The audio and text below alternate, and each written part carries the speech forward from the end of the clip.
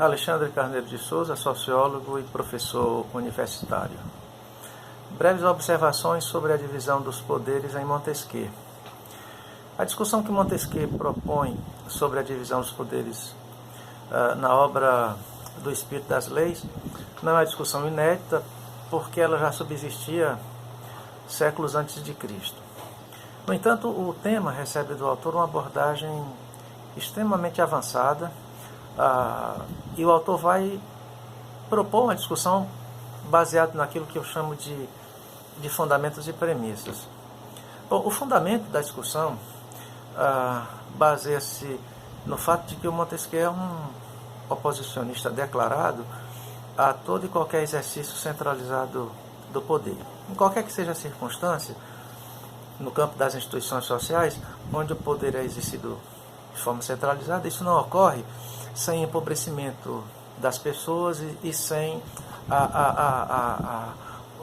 a megalomaníase do exercício do poder, dificultando o processo de desenvolvimento social nos seus vários aspectos. Eu diria que esse é o fundamento da discussão. O autor está, de uma certa forma, convicto do mal do exercício centralizado do poder em qualquer dimensão e, sobretudo, em relação ao Estado. Bom, quais são as premissas sobre as quais o autor vai sustentar a sua discussão? Talvez a mais importante delas seja a premissa da importância da divisão dos poderes para a garantia da liberdade política. Sobre dois aspectos, o autor propõe a garantia da liberdade política.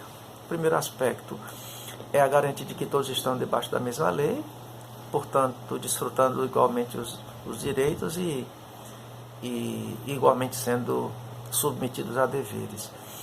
A outra questão que o autor vai levantar acerca da importância da garantia da liberdade política é que, numa realidade em que a liberdade política está garantida, um cidadão, um súdito, não precisaria ter medo do outro pela segurança que essa garantia propõe.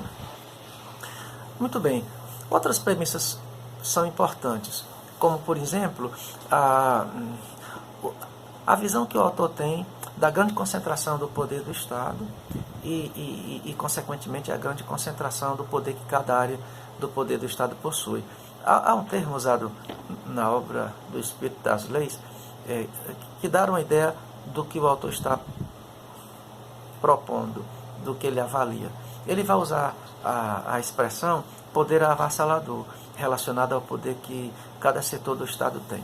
Se cada setor do Estado possui um poder avassalador, você imagina esse poder concentrado numa pessoa ou apenas num lugar. Isso leva a uma outra premissa fundamentalmente defendida pelo autor, que é a mútua vigilância, de modo tal que um poder vigia os demais e todos se vigiam concomitantemente. Essa discussão vai criar ensejo para que se pense a teoria dos freios e dos contrapesos. A harmonia e a interdisciplinaridade é também fundamental.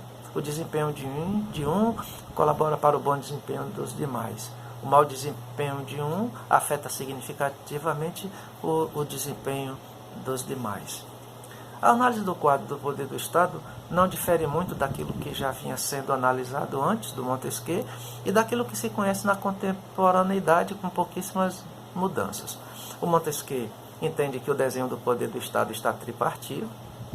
Um é o poder de legislar, outro é o poder de executar, e o autor não usa judiciário e usa o termo poder de julgar.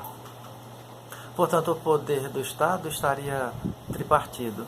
Não se trata de uma tripartição ideológica, mas o reconhecimento da própria natureza do Estado. A natureza do poder do Estado estaria tripartido em três missões, em três grandes áreas. Acerca do legislativo, o autor fala da sua composição. Deve ser composto por representantes escolhidos de cada lugar importante do povo, deve ser composto por conselheiro, por magistrados e pelo príncipe.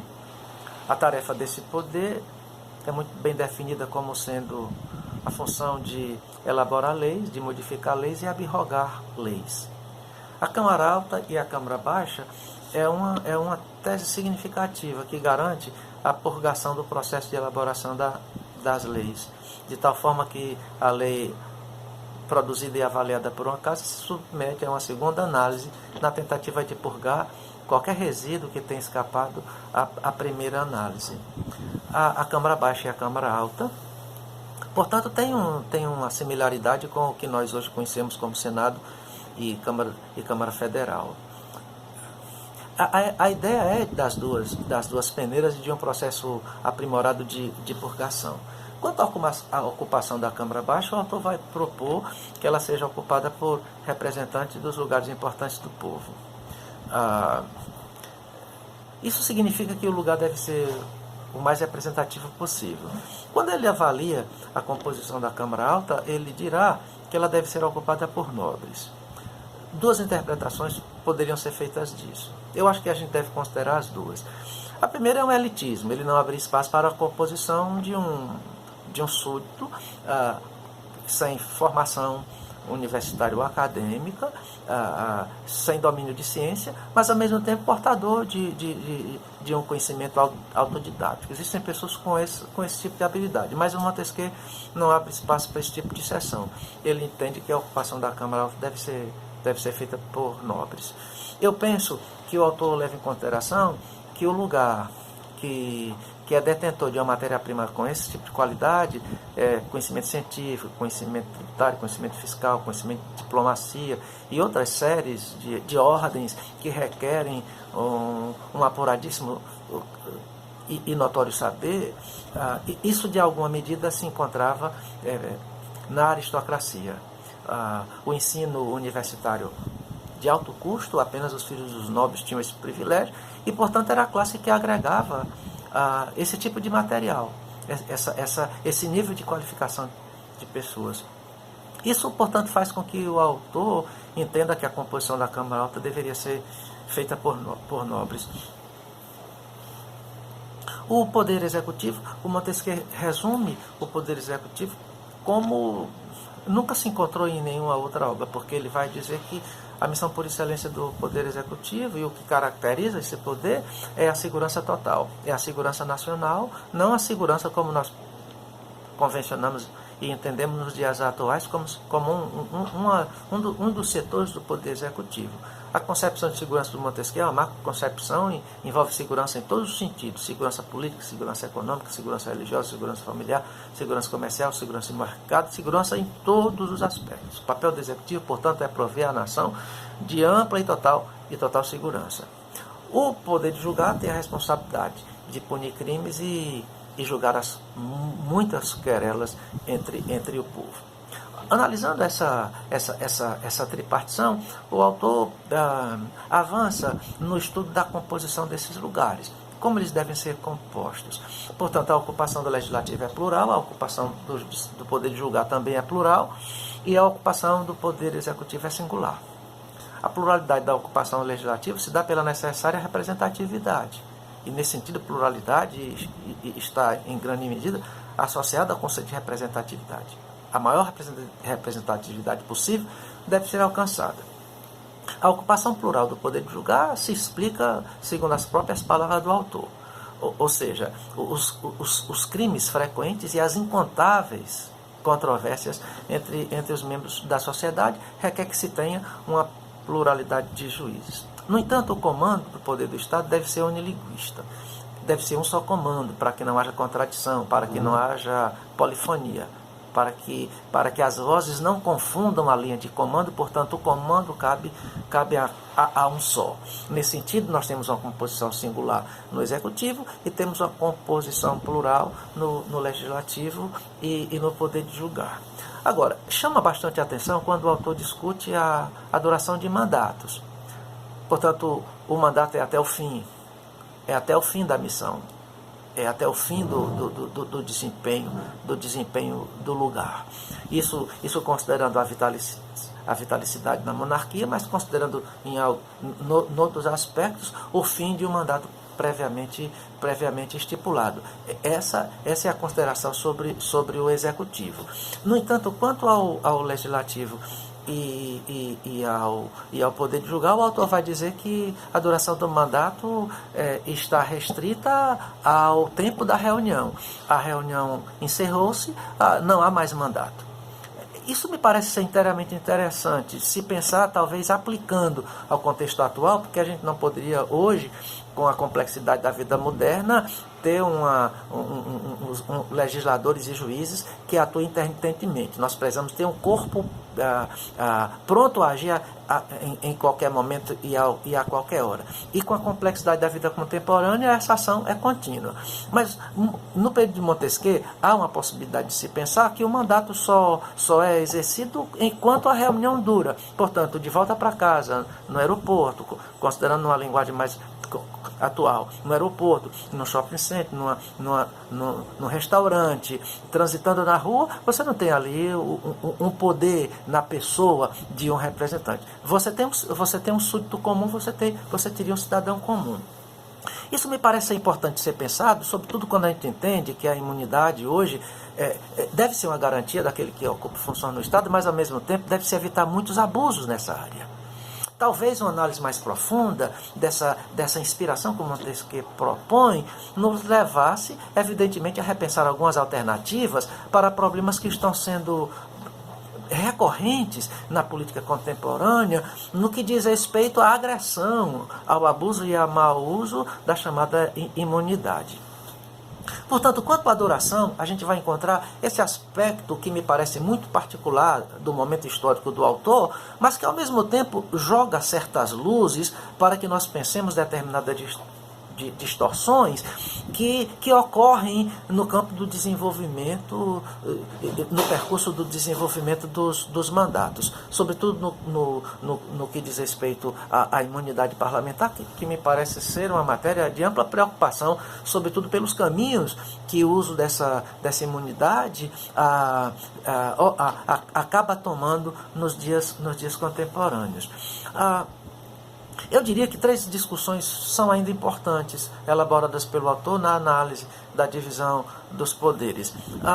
A primeira discussão é a questão do poder do veto, prerrogativa do Executivo. E é claro, se cabe a um determinado lugar executar, também lhe cabe o direito de dizer isso é exequível ou não é exequível. Portanto, é prerrogativa do Executivo dizer se o que está sendo proposto pelo Legislativo tem execuibilidade ou não tem, se é possível cumprir ou não. Portanto, é uma prerrogativa do Executivo o poder do veto.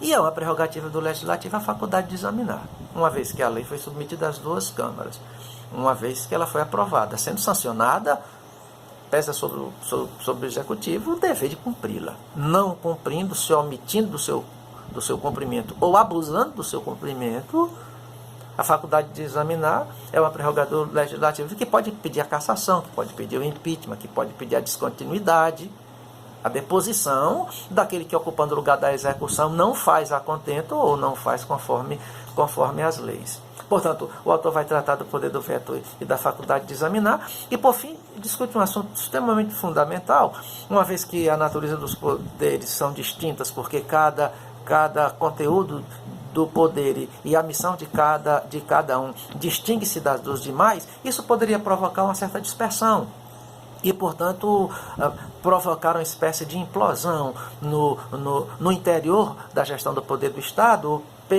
pela dispersão das funções e pelo conflito que poderia haver entre si. O autor corrige essa possibilidade quando afirma que a convergência dos 3 poderes é a lei.